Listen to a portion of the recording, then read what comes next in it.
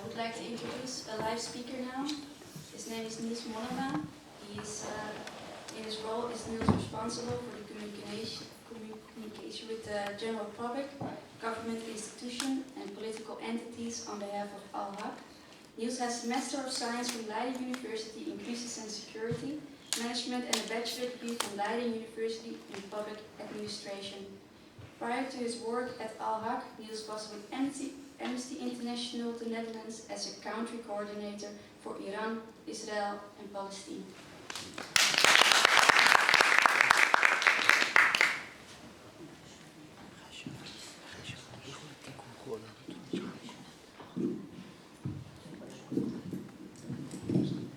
Let's just scoot out.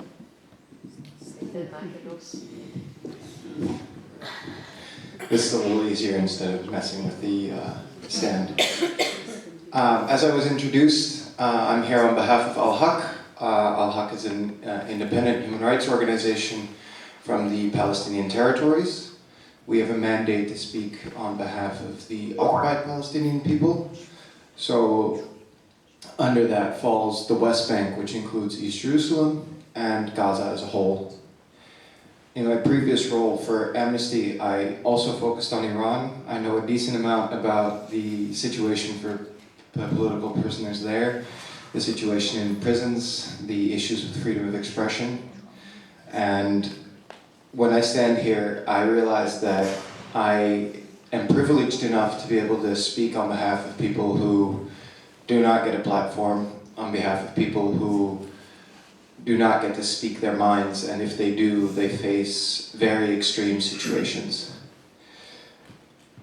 When we look at the situation in Israel-Palestine, we're talking about 52 years of occupation, over 70 years since the Nakba that sent hundreds of thousands of refugees from their homes that are yet to return, yet to exercise their undeniable right to return.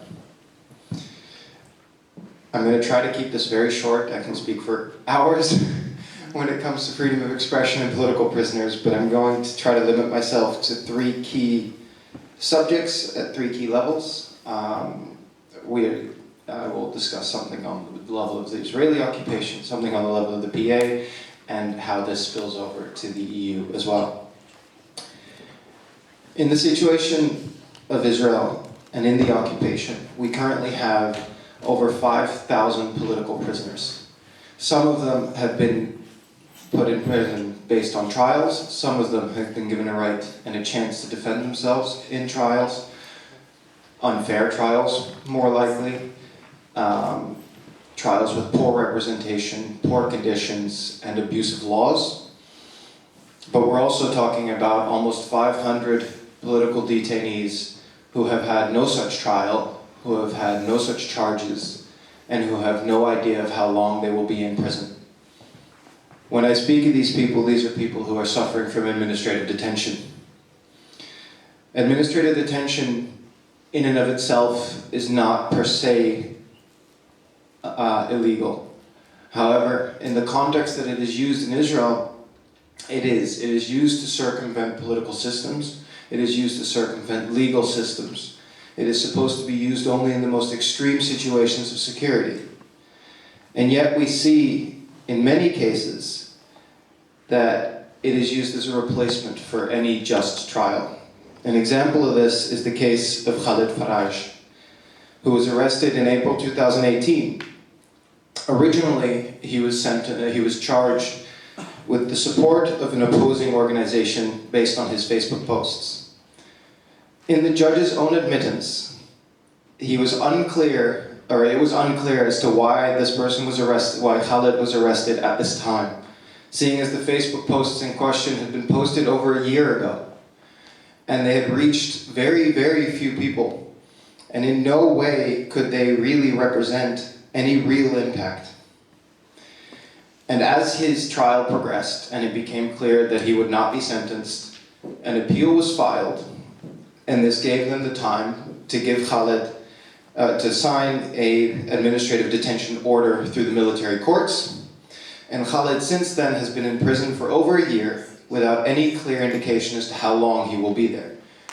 He has been his extended administrative detention has been extended twice, and he was not even given leave to go visit his father on his deathbed when his father passed away, and he is yet to see this happen.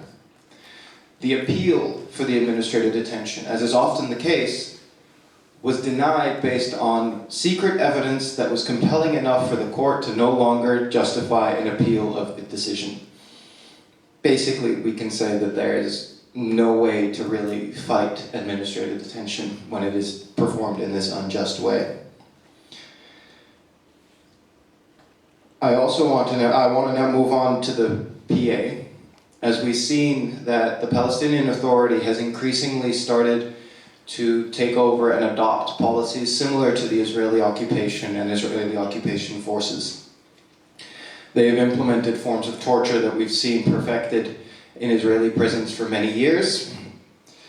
They have started to introduce new cybercrime laws and introduce crackdowns on people who want to post things on social media, which will deny the freedom of assembly, the freedom of expression.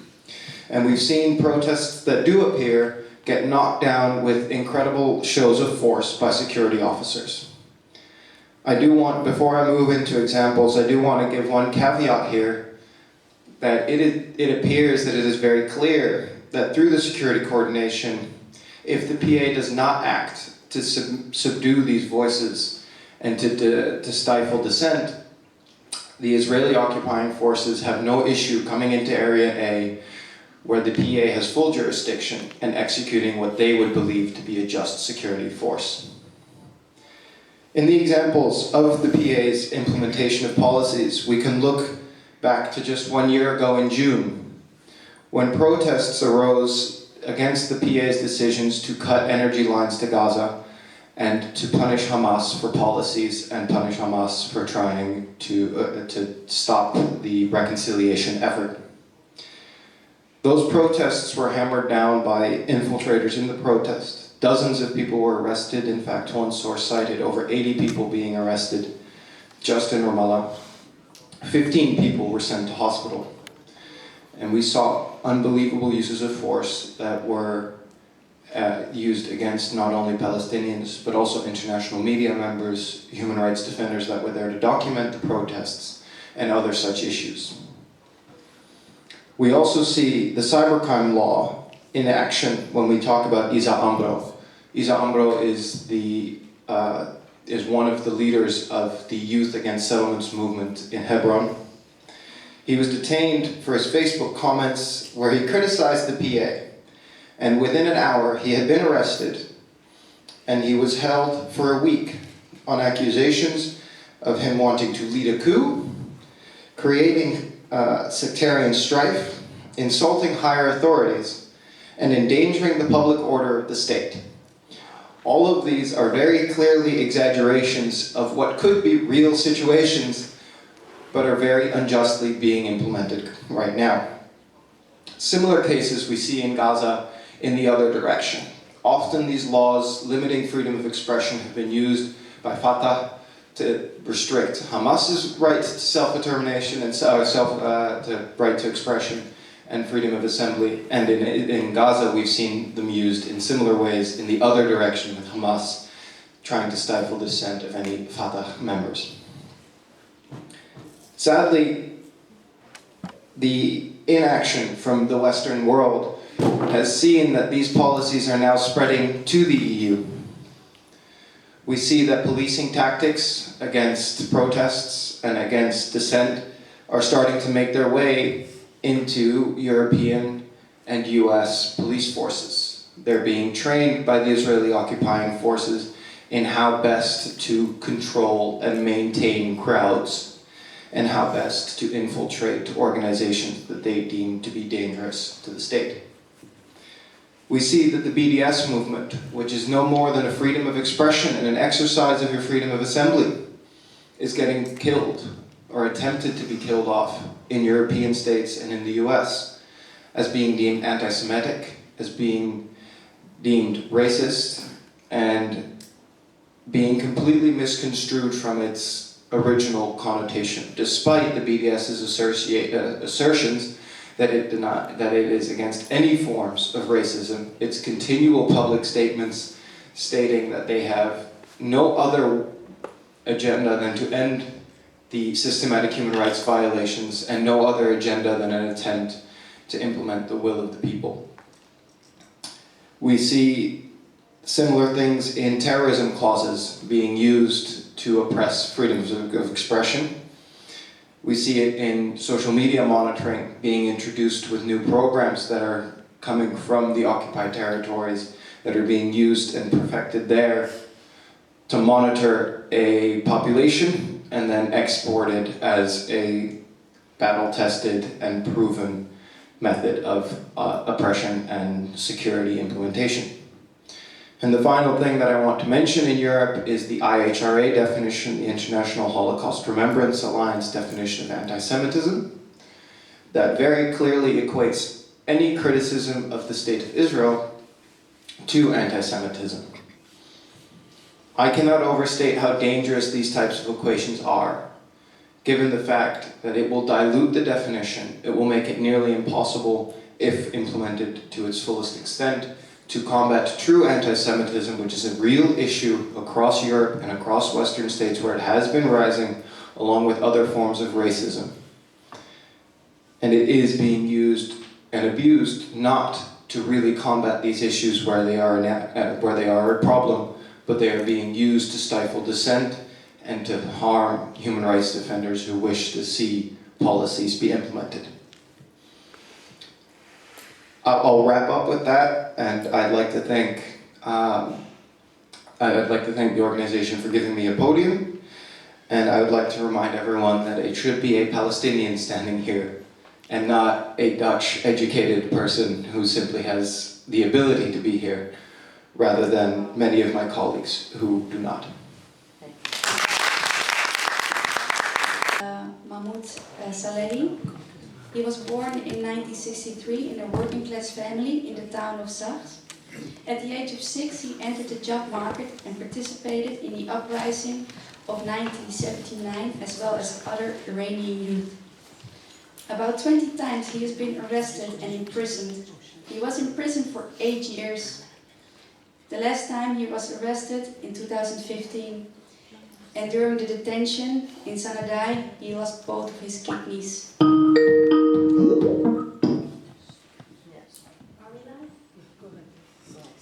Mahmoud, since 2009 he became disabled and he lives in Sahes. Is he live with us now? Yeah, he's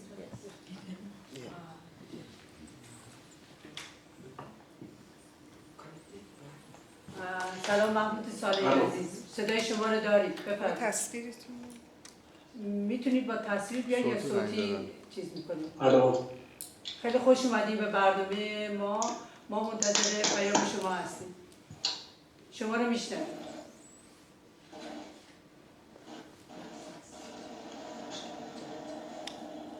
الو. لطفاً اونجا با میکروفون حرف بزنید. Talk on the mic. Perhaps he's not here. You can talk on the mic. سلام محمود صالحی عزیز، شما الان ما صدای شما رو داریم، منتظر پیام شما هستیم.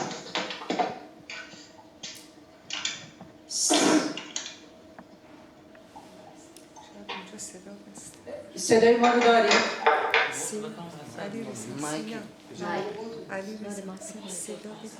الو. صدای ما رو داری شما؟ شما صدای من رو دارید؟ بله ما صدای شما رو داریم. خیلی خوش اومدید به کنفرانس 20 جون. ما منتظر پیام شما هستیم. زنده باشید، شما خسته نباشید. خیلی ممنون از اینکه این فرصت رو به من دادید. با درود به حضار محترم و با درود به بانیان برگزار کننده کنفرانس. دوستان، از این که این وقت در اختیار من گذاشتید نهایت تشکر را دارم. در حقیقت این کنفرانس برای این تشکیل شده که یادی از همه عزیزانی که در راه آزادی جانشان را از دست دادند و یا امروز در زندان هستند تشکیل شده است. حضار محترم، زندانیان سیاسی کسانی هستند که برای آزادی همگان مبارزه می‌کنند. و در این راه هزاران نفر جان خود را از دست دادند. بنابراین وظیفه به ما حکم می کند که ادامه دهنده راه این عزیزان باشیم. حکومت‌های دیکتاتور برای بقای خود زندان و شکنجهگاه را تأسیس کردند تا معترضان را در آن به بند بکشند. محمود عزیز ببخشید صدای شما رو قطع میکنم چون اینجا به زبان دیگه باید ترجمه بشه. یه فرصت بدین ترجمه بشه تا حالا صحبتاتون بعد دوباره ادامه بدیم. مشکلی نیست. مرسی. حکومت‌های دیکتاتور برای بقای خود زندان و شکنجهگاه را تأسیس تا معترضان را در آن به بند بکشند. اما از سوی دیگر انسان‌های مبارز برای آزادی همگان فعالیت می‌کنند. ببخشید این انسان‌ها محمود عزیز ببخشید من شما را قطع می‌کنم. شما یه چند لحظه فرصت به ما بدین صحبت‌های شما ترجمه بشه. ببخشید ترجمه می‌کنید؟ بله باید ترجمه بشه. بعد ترجمه که شما قسمت‌هایی که صحبت کردین ترجمه شد شما می‌تونید ادامه پیامتون رو انجام بدید. اوکی. مرسی عزیز. I think I haven't captured all the beginning of it, but I'll just say that Mahmoud is saying that I would like to thank you for having me in this conference, and I would like to thank the organizer and the participants here. I think this conference is here because this is a conference for those people who are not here, either they lost their life or they are in prison, people who have fought for freedom. بفرمایید محمود عزیز. اما از سوی دیگر انسان‌های مبارز برای آزادی همگان قرار دارند که آماده هستند تا جان و مال خود را فدا کنند. There are people who are actually out there that they're ready to basically give their life for the freedom. ما در طول تاریخ در طول چند سال گذشته شاهد آن بودیم که هزاران نفر از این انسان‌های مبارز اعدام و یا امروز در زندان‌ها به سر می‌برند. In the past years, we have been witnessing that thousands of these people have been executed or they are in prison. با توجه به این زندانیان سیاسی منافع جدا از منافع اکثریت جامعه ندارند. بر همین اساس ما وظیفه داریم در حد توان به این مبارزان و یا خانواده آنان خدمت کنیم. The interest of political prisoner is actually the interest of all people. So therefore we have the duty to support these prisoners and their families.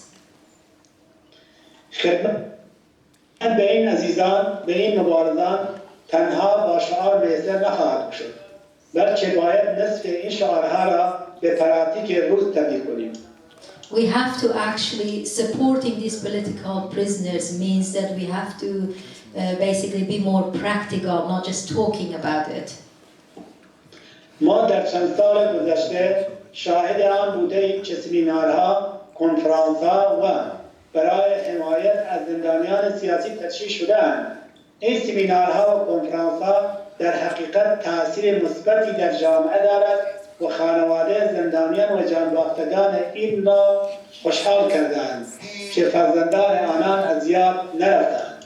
We know that during the last few years there have been lots of conferences and seminars which I think has a positive impact on the situation of Iran and also in the eyes of the families of these prisoners because they know that their loved ones have not been forgotten. ما می‌دانیم که هر زندانی که وقتی وارد زندان می‌شود نیاز به خدمات رفاهی دارد از جمله لباس، غذا، بهداشت و این خدمات بدون پول به دست نخواهند آمد. We know that when a political prisoner is arrested, they need basic things like clothes, food, and all that, and all these needs financial support. Without that, it's not possible to provide them with all these very basically needs. بنابراین این کسی که در زندان است و نمیتواند کار کنند طبیعتاً قدرت مالی هم ندارد. For example, if a political prisoner is a breadwinner, and then when he get arrested, he cannot get any income, so therefore it's not possible to buy anything or to have any basic needs to be met. وظیفه ما حکم می‌کند که این عزیزان زندانی و خانواده آنها را تأمین کنیم از هر نظر. بنابراین این وظیفه تک تک ما هست که به این عزیزان خدمت کنیم.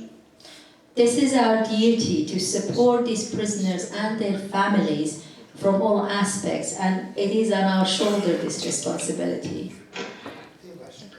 اگر ما به این عزیزان خدمت کنیم و هزینه‌های روزانه آنها را تأمین کنیم، طبیعتاً مبارزه این عزیزان رونق یافته و خانواده این عزیزان خوشحال میشوند. If we help these prisoners financially, that help the spirit of these prisoners and the spirit of fighting, and also it helps that the family of political prisoners see themselves supported by people.